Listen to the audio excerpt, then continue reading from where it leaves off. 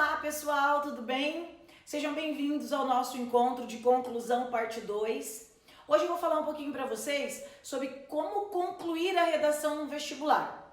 No encontro passado, de conclusão, nós trabalhamos a conclusão no Enem e hoje a gente vai falar de como concluir a redação no vestibular como a UNEMAT.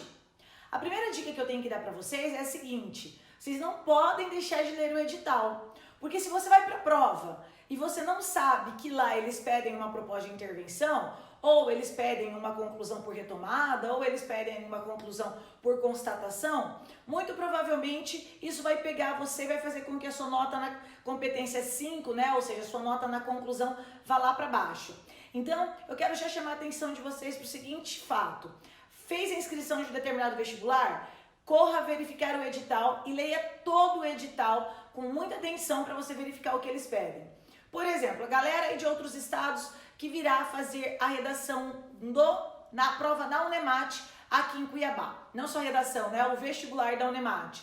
Prestem bastante atenção que a prova da UNEMAT, ela pede uma conclusão por proposta, ou seja, você vai ter que usar aquele modelo que eu ensinei na aula anterior de conclusão, e não este modelo aqui. Este modelo que eu vou mostrar hoje, ele vai ficar mais recluso, mais pautado em provas de vestibulares. Aqui no Mato Grosso, vestibular da Unic, vestibular da Univag. Quem é do interior de São Paulo e conhece bem a VUNESP, a Fundação VUNESP, ela elabora provas de vestibulares para o Brasil todo, como é o caso também da Unesp, que é esse exemplo que eu vou mostrar para vocês. Então a pegada de vestibular é um pouquinho diferente em relação à pegada do Enem. O que muda, Pri? O que muda é basicamente a conclusão. Lá, por exemplo, no Enem, lá na UNEMAT, você vai ter que apresentar aqueles 5 elementos: agente, ação, meio, modo, detalhamento e efeito social, certo? Tanto na UNEMAT quanto no Enem.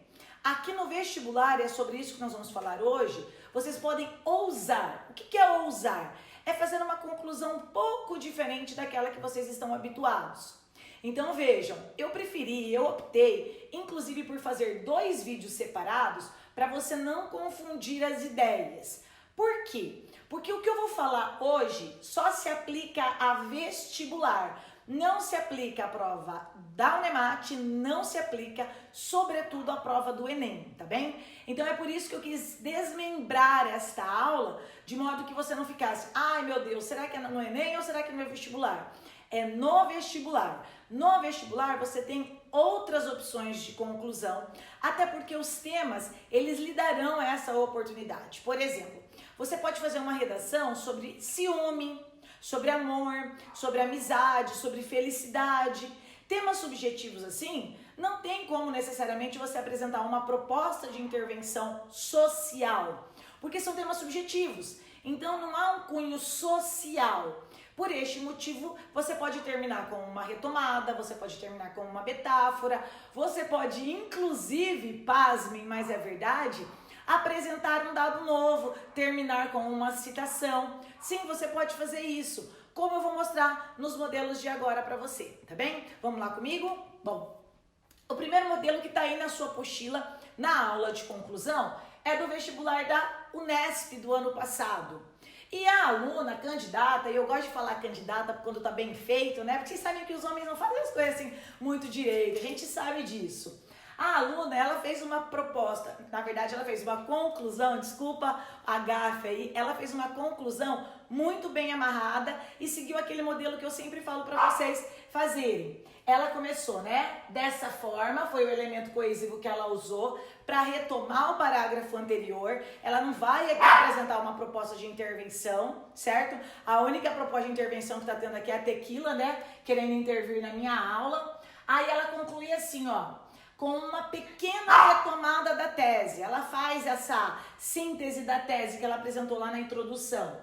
O capitalismo inerente à maioria das nações contemporâneas trouxe consequências aterradoras para os cidadãos. Vocês perceberam aí que ela fez uma pequena síntese do que ela deve ter discutido no corpo do texto, certo? A felicidade atribuída ao ato de compras desencadeou diversas mazelas atuais, entre elas a sobreposição do ter em relação ao ser. Então aqui ela faz o quê? Uma certa constatação que também muito provavelmente é uma retomada ou uma síntese das ideias que ela discutiu no corpo do texto, ok? Então no primeiro período a gente encontra uma retomada da tese dela, depois a gente encontra uma constatação baseada em uma opinião, baseada em algo que ela deve ter discutido no corpo do texto, e agora ela conclui, ela fecha essa ideia da seguinte forma: assim, tendo o seu valor intrínseco associado às posses, as pessoas começaram a relacionar-se de forma efêmera, em um mundo onde apenas os endinheirados vivem prazerosamente. Se Descartes vivesse no século XXI, alteraria sua afirmação para tenho, logo existo. Bom, perceberam que ela fez uma referência, inclusive ao próprio tema? Porque vocês já fizeram esse tema de redação aqui no curso, lembram? Quando o tema foi compro, logo existo? Para falar da afirmação do ser humano que se coloca mais numa situação de capital, de dinheiro, de posse, de aquisição de bens, do que a própria existência. Vocês fizeram esse tema, inclusive vocês já viram toda essa proposta de redação. De que maneira que essa aluna terminou no vestibular da Unesp? Ela fez, primeiramente, nesta conclusão. Sim, isso é uma conclusão, tá? Eu tô indo porque é muito diferente da proposta de intervenção, né, gente? Eu tô indo aqui por dentro que vocês devem estar falando, a Pri tá louca. Não tô louca, galera. É simplesmente um modelo, um formato diferente. Eu sempre costumo dizer o seguinte para os alunos aqui em sala de aula. Eu falo, ó, imagina o seguinte, você estuda no IFMT, que é o Instituto Federal. Lá você tem que entrar com aquele uniforme, que é uma calça de sarja e uma camisa branca. Você não pode entrar, talvez assim, na escola A, B, C ou D, porque cada uma tem a sua padronização de uniforme. A questão da conclusão é a mesma coisa. Para o Enem, você tem uma padronização de uniforme para a sua conclusão, que é semelhante à padronização do uniforme da Unemate. Para a Unesp, para vestibulares, como acontece aqui da VUNESP na Univag ou na Unic, o que você tem? Você tem outras aptidões de uniformes. Dentre essas aptidões, vocês podem terminar de diferentes maneiras. Inclusive, vocês podem mesclar retomada com síntese, síntese com dado novo, síntese com citação nova na conclusão. Aqui no vestibular, na conclusão do vestibular, você pode ousar, você pode trazer diferentes mecanismos de conclusão. Você pode acrescentar dados novos, você pode fazer referência à frase como ela fez aqui do Descartes, que era a referência básica do tema. Você pode terminar de uma maneira metafórica, envolvente. Você pode terminar, inclusive, com uma pergunta retórica, desde que essa pergunta retórica faça bastante sentido e ela fique bastante interessante. Caso contrário, não. Você tem que pensar o seguinte: é agora, é o momento do fechamento do seu texto. É agora que você tem que envolver todas as suas ideias e você, consequentemente, tem que envolver o seu leitor. Agora, você pode ousar. Aqui na conclusão do vestibular, essa audácia que você vai ter, que você não tem lá na conclusão do Enem, é o que muito provavelmente vai fazer a sua redação ser amarrada, ficar linear e, consequentemente, você vai ter muito êxito, tá bem? Então aqui, ó, a palavra de ordem na conclusão do vestibular é ousadia. Você pode ousar, você pode fazer uma coisa diferente e que provavelmente isso vai chamar a atenção do seu leitor, tá beleza? O próximo modelo que eu vou trazer agora para vocês é um modelo que envolve síntese e retomada. O exemplo 1 aí da sua apostila. Vejam o que este aluno fez. Na tese, ele apresentou a ideia de que o trabalho ocupa um espaço tão grande dentro do cotidiano que se naturaliza, sufocando qualquer possibilidade de um indivíduo se reconhecer fora dele, certo? Uma tese, inclusive, muito bacana, muito interessante e é verdadeira. Pelo menos do meu ponto de vista, eu concordo inteiramente com ele. O que esse aluno discutiu? Esse aluno discutiu que a gente não tem mais limite entre o trabalho e o lazer. Por exemplo, hoje é dia 19/5, a dona Priscila está em casa às 11 horas da manhã, em pleno domingo, gravando aula. Qual é a noção de descanso, de entretenimento, né, de saúde mental dessa professora? Não existe. É justamente isso que este aluno defendeu.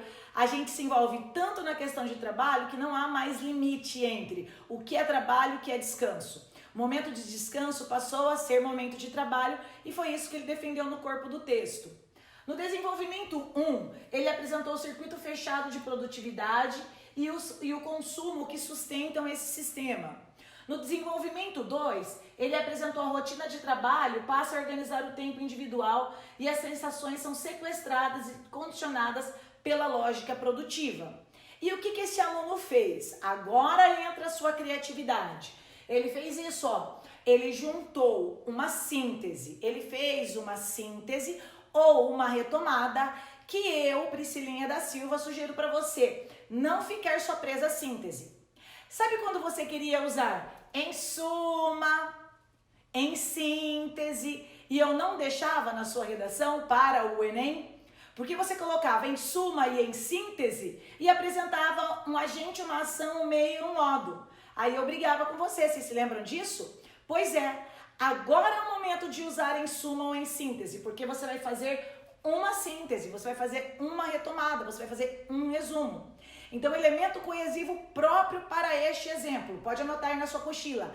Em síntese, em suma, agora sim vem a síntese, agora sim vem o resumo, tá ok? Só que eu gostaria de te pedir algo além.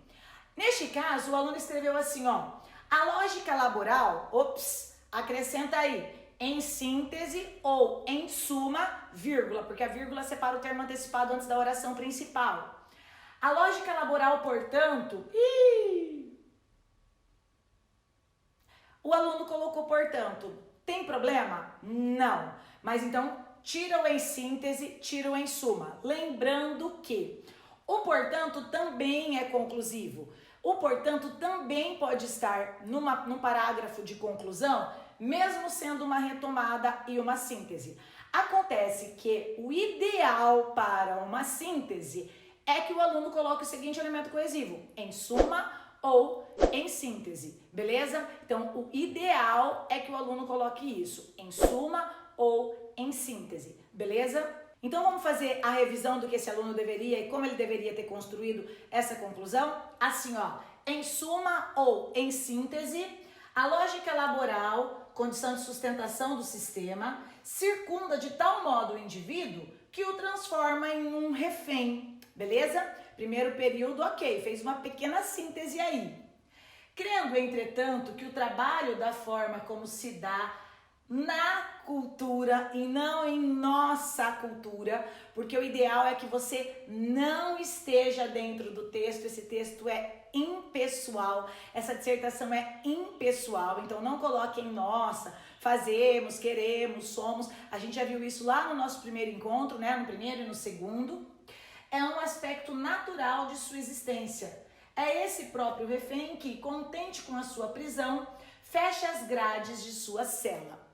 Vocês perceberam que esse aluno, e foi por isso que eu escolhi inclusive essa conclusão, ele termina de uma maneira super metafórica? Pois é, essa maneira super metafórica é linda, é maravilhosa e eu sugiro demais que vocês façam isso para a redação de um vestibular, ok?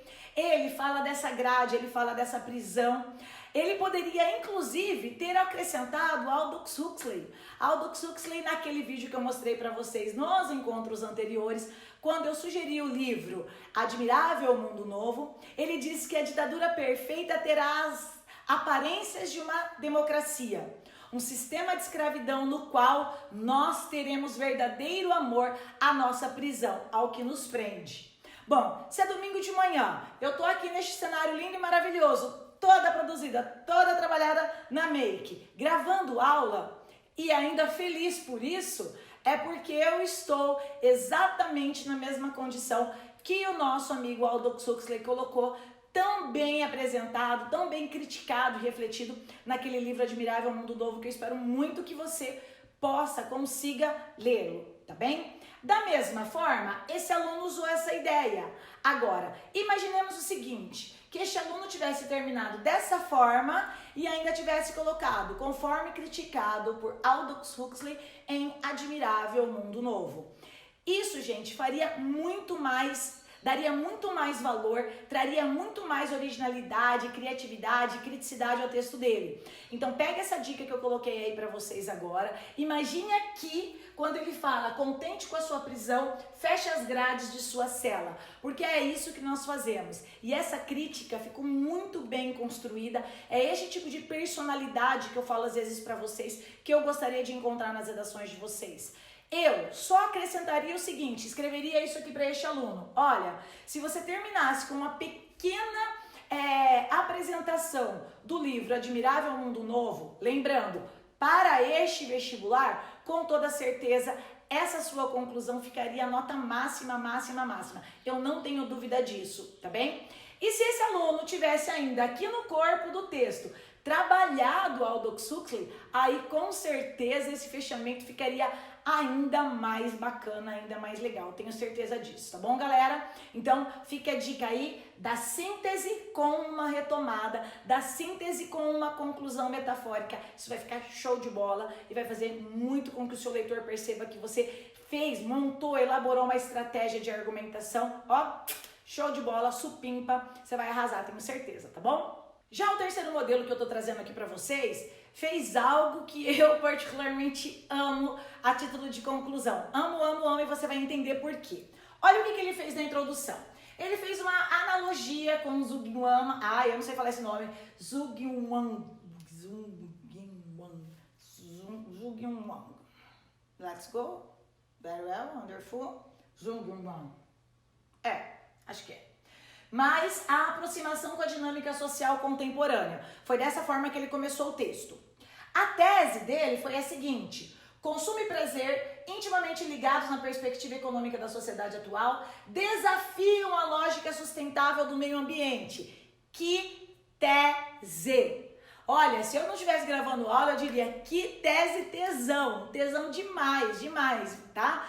Fiquem atentos, hein? Vestibular e Enem, sustentabilidade e meio ambiente em 2019, não tem questões ideológicas, fiquem atentos a isso, tá bem? Lembrando que, eu vou dar uma dica pra vocês. Vocês já viram que os vestibulares, as provas da SpaceX, do Exército, isso mesmo, gosta muito de pedir temas relacionados ao meio ambiente? Eu tô de olho, e você? Fique esperto, tá?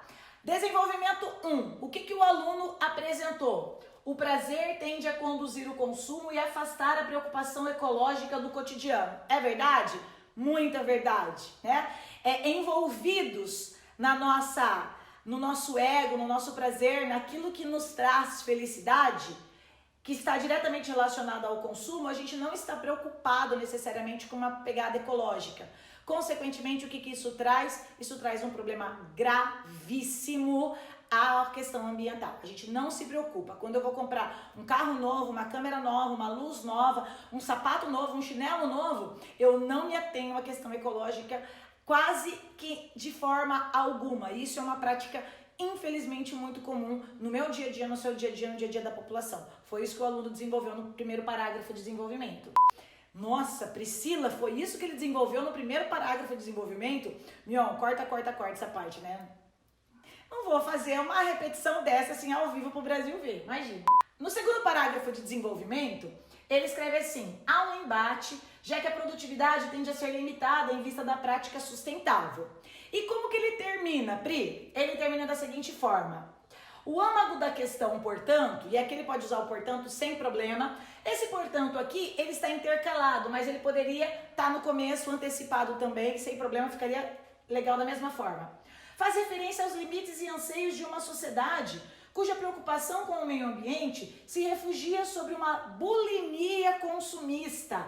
Olha que legal essa expressão, inclusive uma expressão entre aspas, porque ele está querendo mostrar uma metáfora, uma construção metafórica, um duplo sentido proposital. Gente, show de bola, muito legal isso, tá? Não só de produtos, mas de prazeres, recursos e energia. Nesse jogo, olha que metafórico, cada participante está sob um iminente Zhugenwang. Mas é impossível que haja apenas um derrotado. E ele termina com uma frase reflexiva de que todos nós seremos derrotados dentro desse jogo. Todos nós estaremos perdendo com esse nosso hábito, com esse nosso prazer, com esse nosso costume. Galera, percebam que aqui ele ousou mais uma vez, que aqui ele foi crítico mais uma vez, que aqui ele foi diferente mais uma vez. Muito, mas muito bem colocado, tá bem? Muito, muito, muito bem mesmo. Tenho certeza que se você começar com uma analogia, se você começar com um filme, com uma obra literária e lá no final você retomar essa obra literária com uma síntese, com um resumo, com uma pergunta retórica ou com uma frase reflexiva como essa, que amarra as ideias e estabelece uma crítica, olha, seu corretor vai te dar a nota máxima com toda certeza. E outra, eu digo mais, se você fizer uma conclusão show de bola como essa, é capaz, não sei se vai acontecer, mas ele nem se lembrar dos erros de outras competências que você acabou talvez cometendo nos parágrafos anteriores, tá bem? Então, olha, pega essa dica da tia, que é para vestibular, terminar com uma retomada, terminar com uma frase linda e maravilhosa como esta, que retoma de maneira crítica a ideia, show de bola, vai ser só sucesso. O último modelo que a gente vai trabalhar hoje, também baseado no vestibular da Unesp, que foi aquele tema Compro Logo Existo que vocês fizeram, o aluno optou por começar com uma alusão histórica do iluminismo. Engajamento político pode ser ferramenta para transformações. Lembrando que falar do iluminismo é um pouco senso comum demais, tá? Então, tomem cuidado, a título de vestibular, o iluminismo pode ser um pouco senso comum, dependendo do tema, certo, galera? Dependendo do tema, ele pode ser sim. Aí o aluno apresentou a tese, a publicidade infantil pode ser interpretada como uma violação dos direitos infantis em função do consumismo. Lembrando que vocês cometeram, quando vocês fizeram essa redação da Unesp aqui no curso, vocês cometeram muitas repetições desnecessárias entre consumo exacerbado e consumismo, certo? Ó, consumo exacerbado é igual a consumismo, ok. Agora, consumismo exacerbado é pleonasmo, porque a terminologia ismo já dá a ideia de quantidade, de exagero, certo? Então, não é consumismo exacerbado, é consumo exacerbado, certo? Consumo exagerado. Lembrem-se disso, porque vários alunos aqui erraram e eu tive que ir lá, ó, meter a canetinha em vocês, tá bem? E nessa perspectiva, dependerá da participação de variados níveis de sociedade para ser minimizada.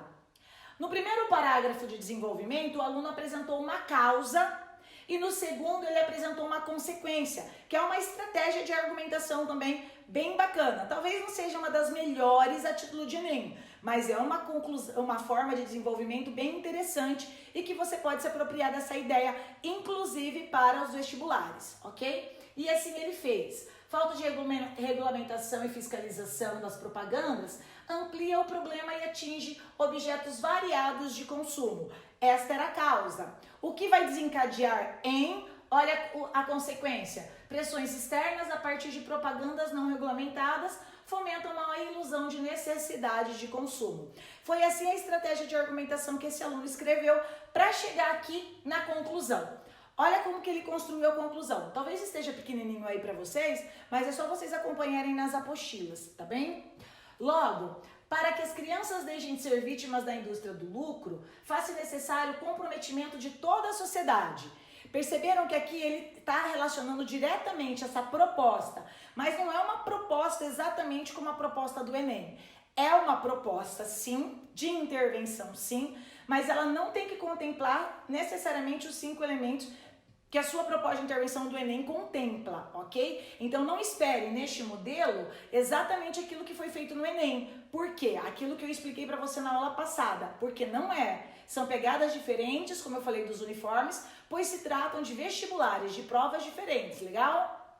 E assim o aluno continua. E ao governo cabe instaurar uma regulamentação que proíba, ao menos no quesito alimentar, propagandas conciliando brinquedos e mesmo personagens infantis aos produtos por elas divulgados. Esse tema me lembra muito, inclusive, o tema do Enem, quando foi sobre publicidade infantil, certo? Então, viram? Quando o aluno parte para um lado mais de proposta, mais de social, aí apresenta-se uma proposta de intervenção, que é o que ele está fazendo aqui, porque ele levou para uma problematização de cunho mais social. E aí ele continua. Além disso, visando reduzir os danos de alguns hábitos alimentares, incentivar por meio de reduções físicas as grandes empresas alimentares a introduzirem seus cardápios refeições mais saudáveis. Já os pais, cabe regular aquilo que dão aos filhos.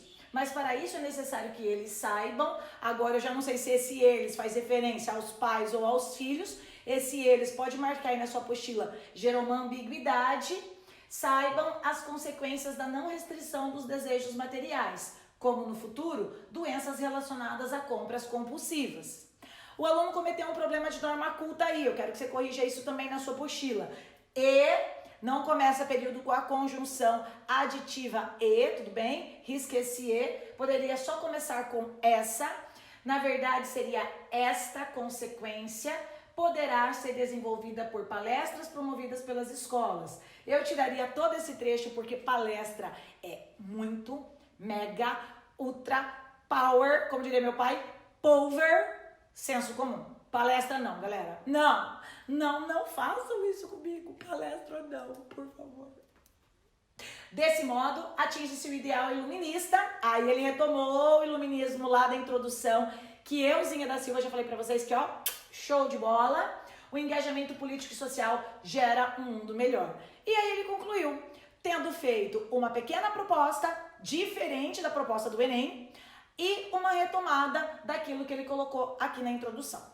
Então vamos fazer uma pequena síntese, vamos fazer uma pequena retomada, vamos agora fazer aquilo, mostrar para vocês aquilo que vocês podem fazer na conclusão. Então veja só, na hora de selecionar, na hora de escolher, na hora de concluir a sua redação no vestibular, como você pode ousar, como você pode ser diferente, como você pode inovar, diferentemente do que aconteceria na Unemat ou no Enem, aqui você pode terminar com uma síntese mais uma retomada, sim, no mesmo parágrafo de conclusão. Lembrando que se você vai começar com uma síntese, os elementos coesivos são em suma ou em síntese, ok?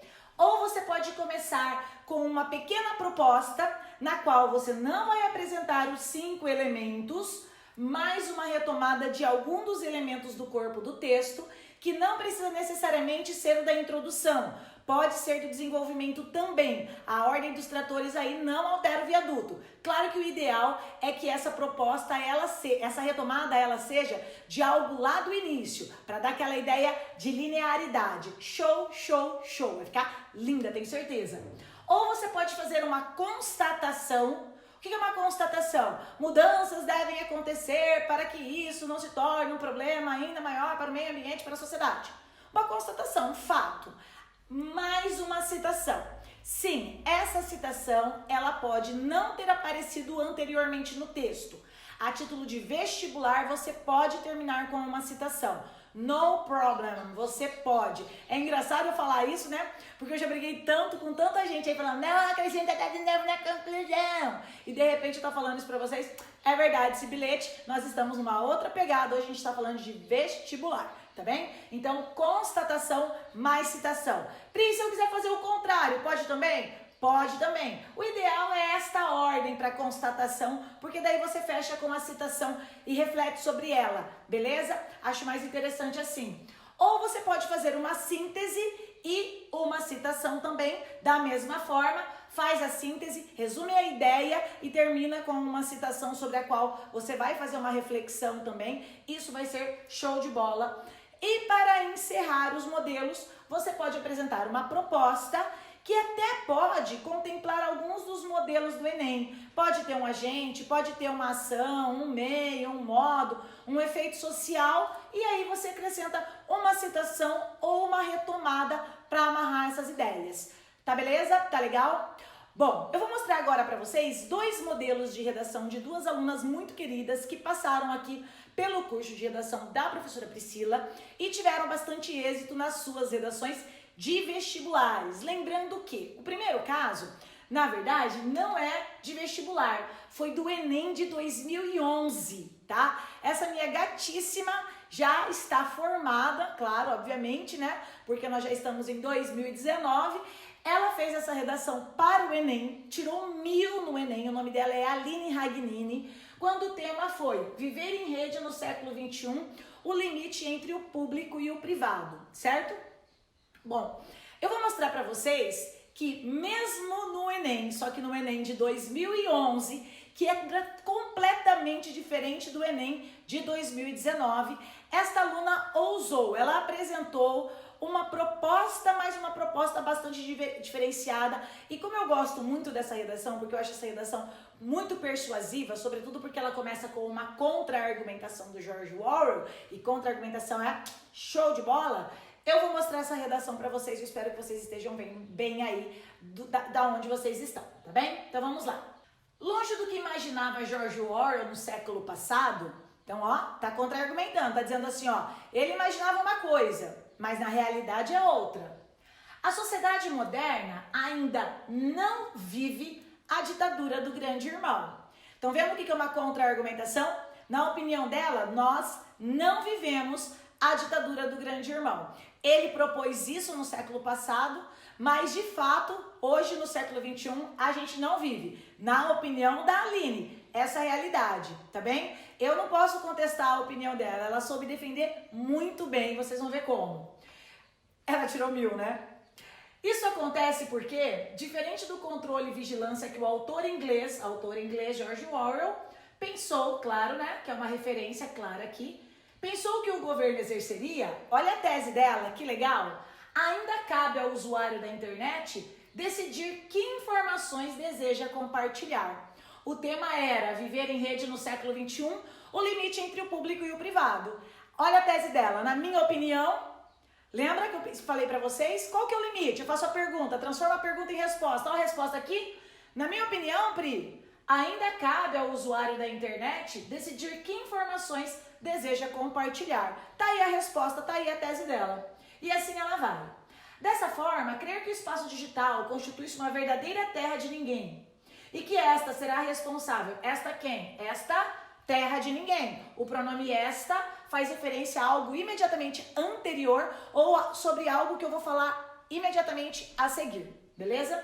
Será responsável por destruir a vida privada é, no mínimo, sinal de desconhecimento dos impactos positivos que essa tecnologia trouxe à humanidade. Estão vendo que ela está defendendo coerentemente a tese dela de que a internet, de que a tecnologia trouxe elementos positivos ao indivíduo? É isso que ela está apresentando desde a tese. Você pode discordar e eu também, mas ela está defendendo a tese, certo? Isso é opinião. Afinal, como canta Gilberto Gil na música Parabólica Amará, é o encurtamento do espaço-tempo que possibilita o intercâmbio de saberes e culturas neste vasto território tupiniquim. Eu sugeriria que vocês não usassem essa expressão tupiniquim, porque é muito coloquial, tá bem? Então, de preferência, não... Na verdade, não é nem coloquial, ela é muito pejorativa. Então, o ideal é que você não use esse elemento tupiniquim na sua redação. No dela, ficou legal, tirou 1000, tá ótimo, mas a título de observação, não usem isso nas redações de vocês. Muito pejorativo. Ademais, se de fato, sites como o Orkut e o Facebook são palco para escândalos de celebridades tresloucadas e anônimos desequilibrados, também é verdade, olha como ela discute bem isso, hein? Que nessas mesmas páginas virtuais difundiu-se a Primavera Árabe. A gente estava perto da Primavera Árabe, hein? Outros sim, existem muitos escritores e artistas que sem espaço democrático estariam condenados à obscuridão. Caberia a ela, inclusive, colocar um exemplo de um artista como este, tudo bem? Algo que mostraria que fosse assim, disseminado graças à internet. Qualquer exemplo, e aí exemplo não nos falta com relação a isso. Mas vamos ver como que ela fez a conclusão dela e por que lá em 2011, no Enem, constataram que a conclusão dela estava sensacional. E ela termina assim, ó. Platão já dizia que de nada adianta saber transformar pedras em ouro a quem não soubesse valer-se do ouro. Isso, na verdade, é uma interpretação do mito do Anel de Giges. Coloca aí o mito do Anel de Giges para vocês conhecerem um pouquinho.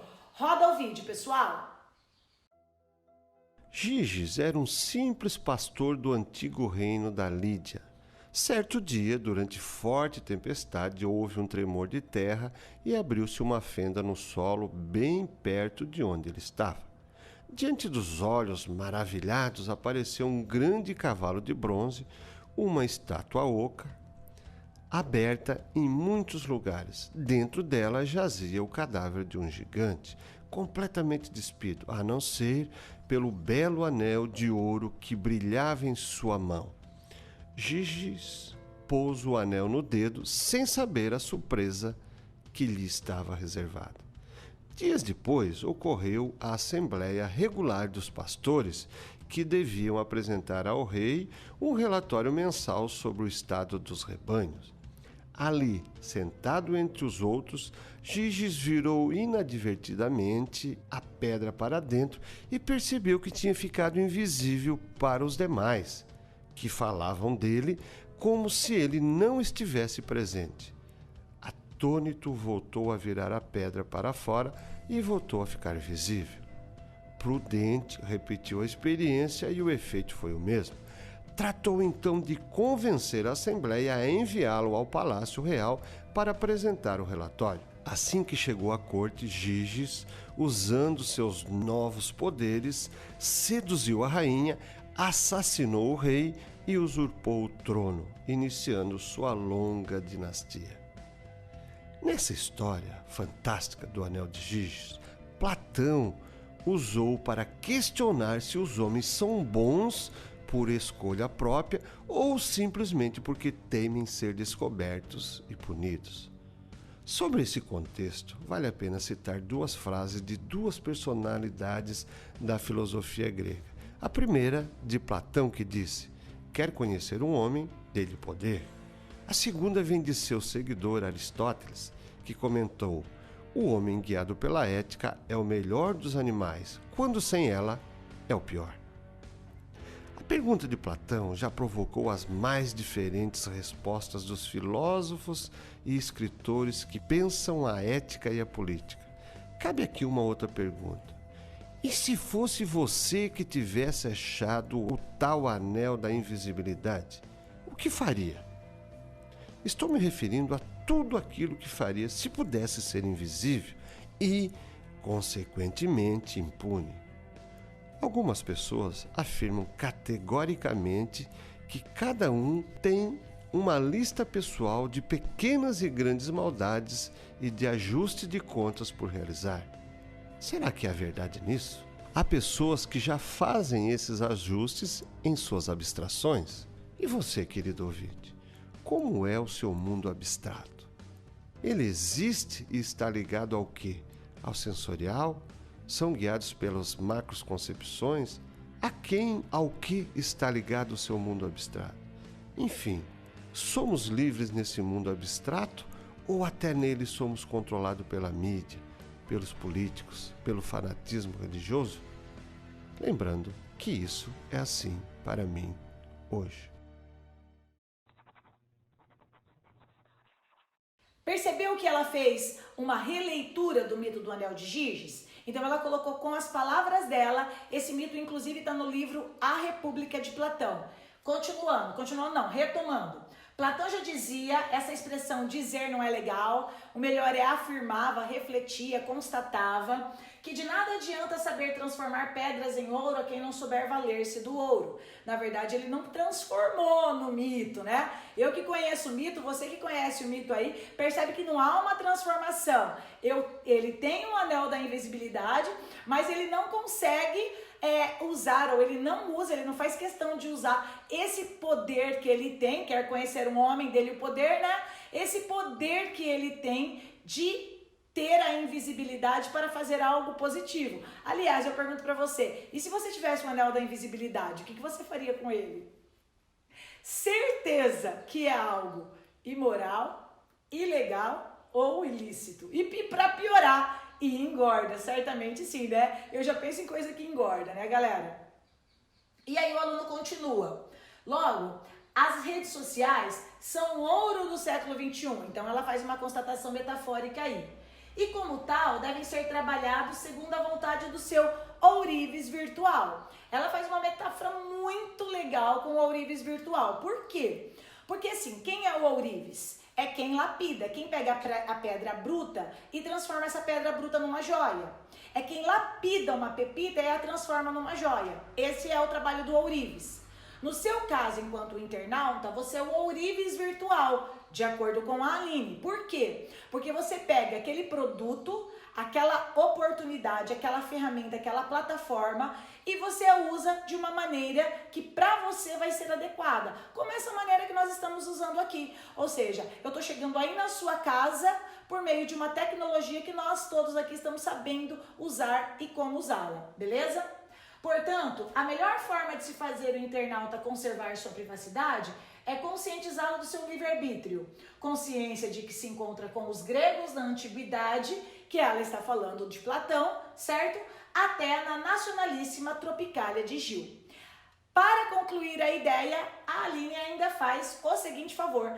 Ela amarra não só, presta atenção, ela amarra não só a ideia do Platão, como ela amarra a ideia também do Gilberto Gil da música Parabólica Amará, que ela trabalhou no parágrafo anterior, tudo bem? Então ficou uma conclusão, gente, muito legal, muito diferente, muito reflexiva. Ela acrescenta sim uma informação nova.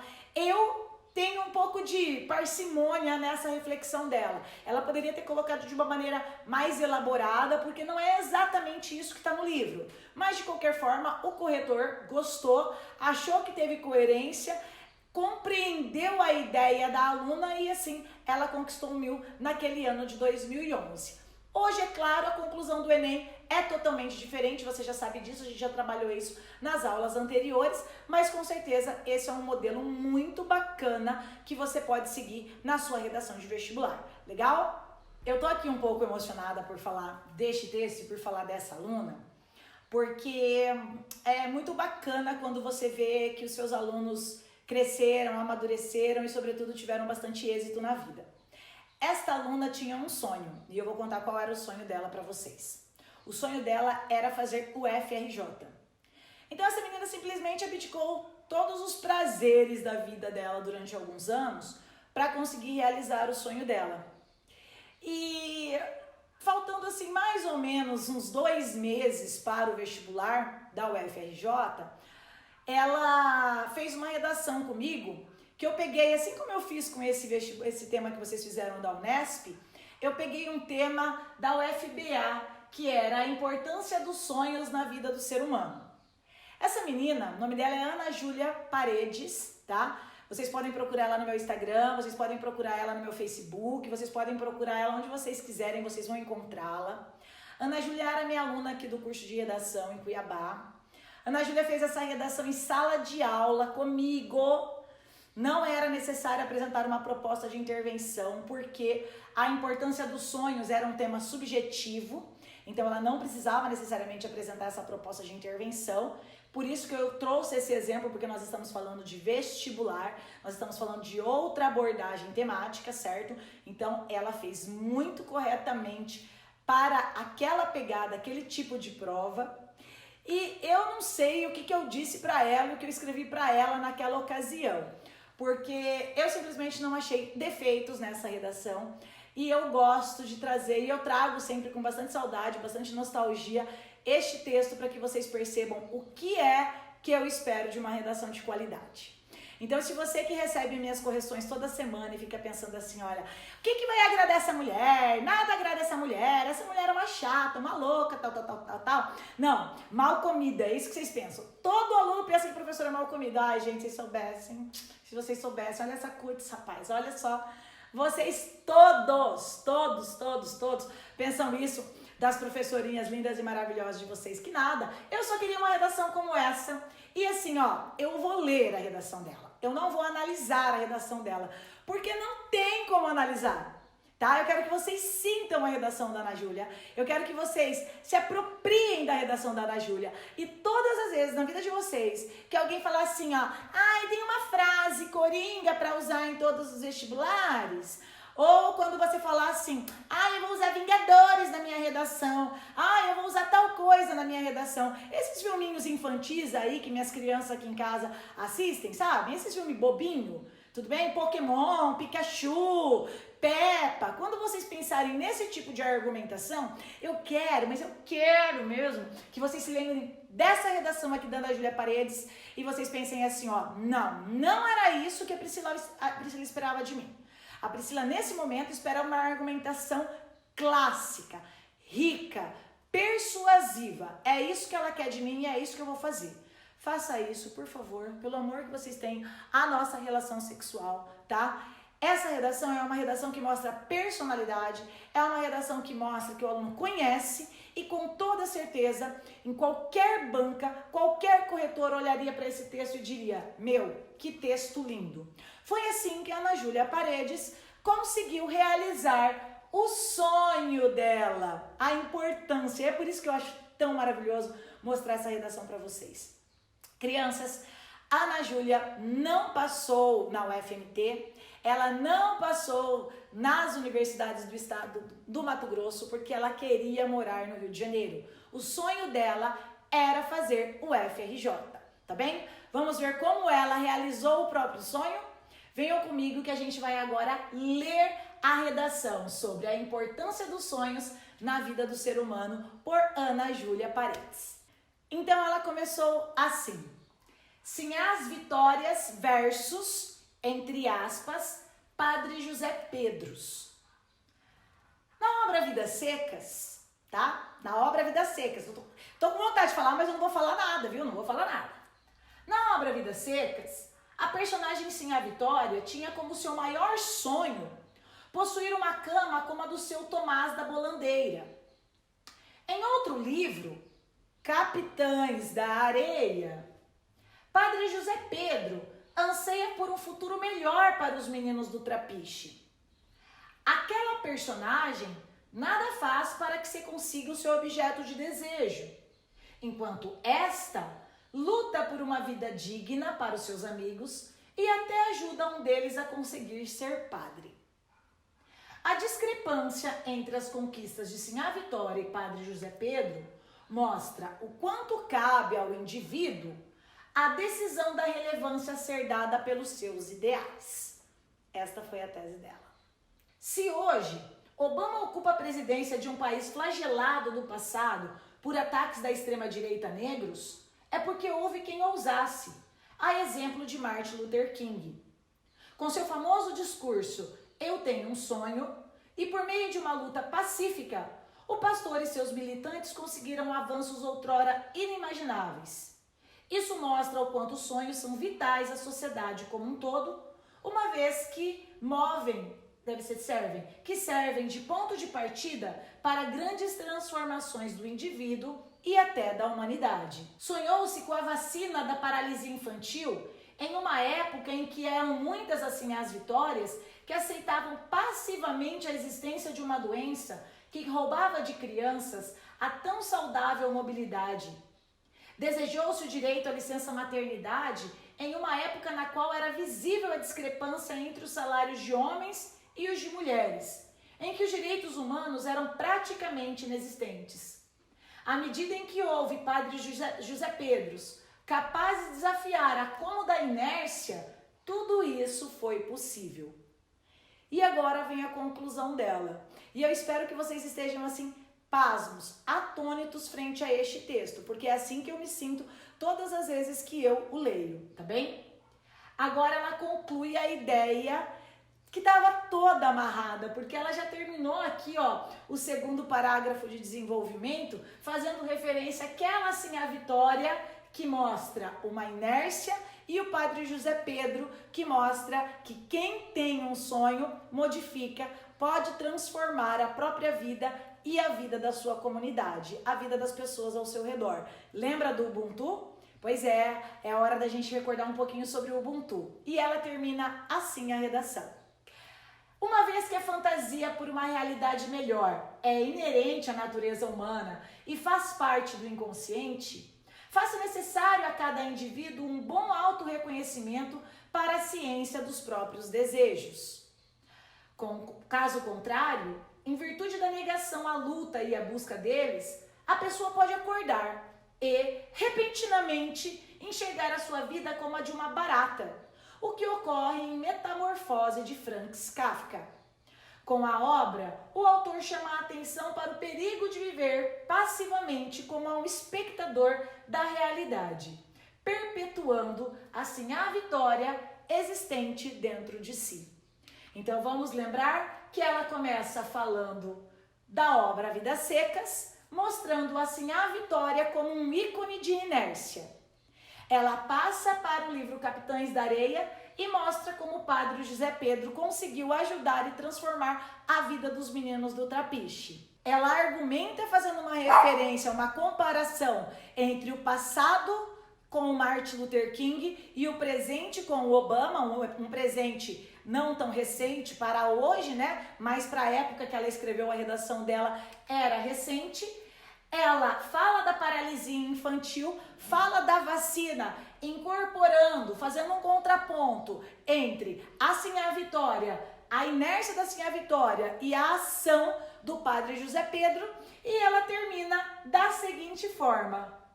Com a obra, o autor chama atenção para o perigo de se ver passivamente como espectador da realidade, perpetuando a Sinhá Vitória existente dentro de si. Foi assim que ela conquistou, porque não tinha como não conquistar com essa redação. Persuasiva, rica, envolve dados literários, mostra que tem conteúdo, não está no senso comum e fala sobre a importância dos sonhos na vida de cada um. Bom, a minha relação com a minha querida Ana Júlia Paredes não parou por aí. A Ana Júlia, assim que foi aprovada na Faculdade do Rio de Janeiro para o curso de Medicina, me mandou essa foto, e inclusive essa foto é uma foto que eu guardo com muito carinho de alguém que foi atrás dos seus sonhos, de alguém que entendeu a importância do sonho e fez de tudo para que esse sonho fosse realizado. Aqui é a foto, eu fico arrepiada, daqui a pouco a besta começa a chorar. Eu fico arrepiada de lembrar quando ela me mandou a foto dela lá na UFRJ no seu trote. Fico arrepiada também quando ela me mostrou o envolvimento dela. Ó, ela é essa morena linda e maravilhosa aqui, é essa morena linda e maravilhosa aqui e é essa morena linda e maravilhosa aqui com as Tears lá na UFRJ. E se não fosse o bastante, a Ana Júlia teve um outro sonho. Ela não queria ficar só na UFRJ, ela queria ir para Harvard. Pois é, nada mais, nada menos do que Harvard. Como nós estamos falando de vestibular, como nós estamos falando de sonho, como nós estamos falando de pessoas que querem transformar a própria vida, assim como você quer transformar a sua vida, eu gostaria de apresentar para vocês uma nova etapa na vida da Ana Júlia. A Ana Júlia foi tão, mas tão determinada na realização dos seus sonhos, que aqui está ela, um dia conversando comigo, sentada na biblioteca em Harvard, na estação de metrô, quando ela comprou o mimo, que ela falou que ela ia trazer o mimo para mim, a camiseta de Harvard. Aqui a foto que ela me mandou da escola, da universidade, quando ela chegou lá. E quando, isso aqui eu tirei um print do Facebook dela, quando ela atualizou o status, começou a trabalhar na Harvard Medical School Children's Hospital. Aí vocês imaginam o carinho, o orgulho, a vaidade que eu sinto ao estar falando isso para vocês. Gente, a Ana Júlia não difere em nada de vocês, em nada mesmo de cada um de vocês que estão me assistindo aqui nesse momento. Se o tema era sonho, ela mostrou exatamente que alguns se mantêm inertes frente aos seus sonhos e outros vão atrás dele. Eu espero que não só esses exemplos de conclusão, mas o exemplo de vida dela, tá? Que está terminando o curso de medicina, que fez aquilo que ela estava a seu alcance para realizar o seu sonho e hoje está praticamente realizando-o de fato, ela seja uma fonte de inspiração na vida de cada um de vocês, tá bem? Como forma de inspiração, eu deixo uma última reflexão agora. É um vídeo muito rapidinho e eu espero que ele entre no coração de cada um de vocês, como eu tenho certeza que esse sonho, ele ficou contemplando as noites, os dias, a vida da Ana Júlia Paredes durante muitos anos e eu espero que ele contemple os seus sonhos, a sua vida e as suas noites de sono também. Olha, um beijo muito grande no seu coração. Eu espero que essa aula de conclusão tenha te ajudado em vários aspectos e eu espero com toda certeza que você tenha muito sucesso, não só no Enem, na Unemate, como nas provas de vestibulares também. Um beijo bem grande no seu coração. Fica com esse vídeo da Fundação Bradesco, que eu tenho certeza que você vai amar e vai tocar muito forte o seu coração. Tchau, até mais. Tchau, tchau. Obrigada, gente. Minha mãe foi uma guerreira. Passou a vida trabalhando como babá, cuidando de outras crianças. E quando chegava em casa, ainda tinha que cuidar da gente. Enquanto ela trabalhava de dia, eu e a minha irmã íamos para a escola. Ela sempre dizia que o estudo ia mudar a nossa vida. Nessa época que eu comecei a sonhar em seguir outro caminho. Só que às vezes é difícil mudar o seu destino. E aí, doutora? Nada, é só um resfriado. Não precisa se preocupar. Hoje, eu tenho certeza que cuidar de crianças é um dom que eu herdei dela. Fundação Bradesco. Educação para transformar o futuro.